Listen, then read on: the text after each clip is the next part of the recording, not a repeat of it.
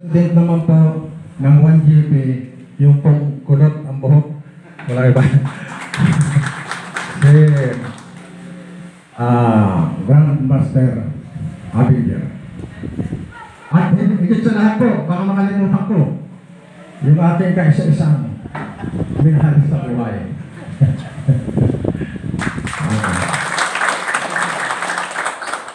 Sili UJF, Sili Doktor. Dati rin pong pulis. At doon naman po sa mga opisyalis po ng bawat district, magandang tanghali po sa inyo. Sa lahat po ng mga founder, wala na pong founder, nalis ko ng founder. Mga grandmaster, mga PCGS, madam, sa inyo po lahat na dito at bisita, magandang tanghali po sa inyo. Ako po ay ang damang ay hindi natulog dahil iniisip ko po na sana makarating ako ng anibersaryo ng Tapak Gardens dito sa Marinduque.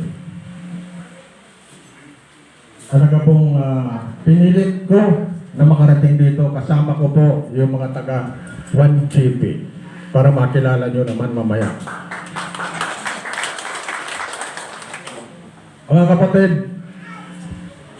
alam ko po na sa kasalukuyan ay nagdurusa tayo.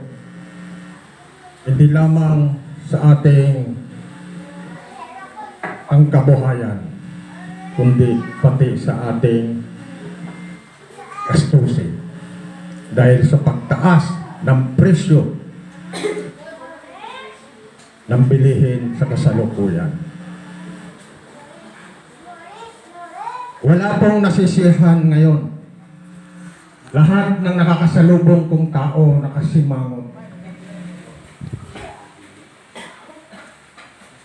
Ang pamasahe sa jeep, pamasahe sa tricycle, sa lahat nagtaasan.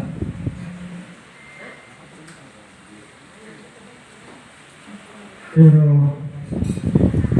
nakakaya pa rin po natin na mga survive ang paghihirap na ito. Alam ko kakayanin po natin. Pagsubok lang po ito sa atin. Dahil wala po tayong magagawa. Kahit mag-umiyak man tayo, kahit isay man tayo dyan ng iyak, wala tayong magagawa sapagkat ito po ay pandaigdigang krisis.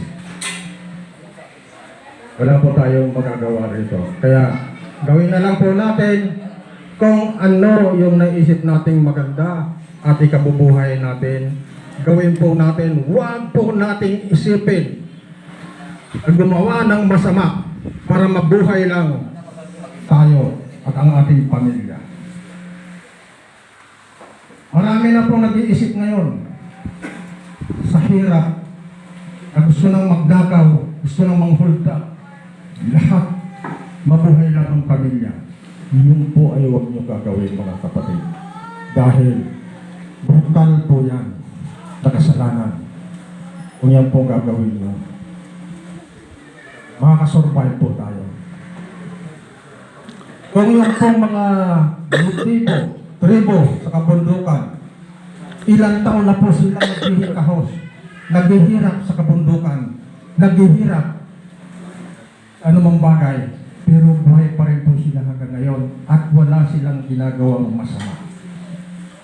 Hindi sila nakakaisip ng gumawa ng masama para mabuhay lamang ang kanilang pamilya.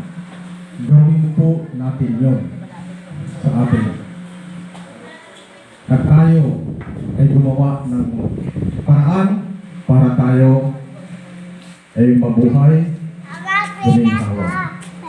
Huwag po natin iasa sa gobyerno ang ating problema dahil ang gobyerno po naghihirap na rin sa kasalukuyan. Kaya gagawin po lang natin magsipag gumawa ng tama para mabuhay ang ating pamilya. Yun lang po. Maraming salamat at sa muli.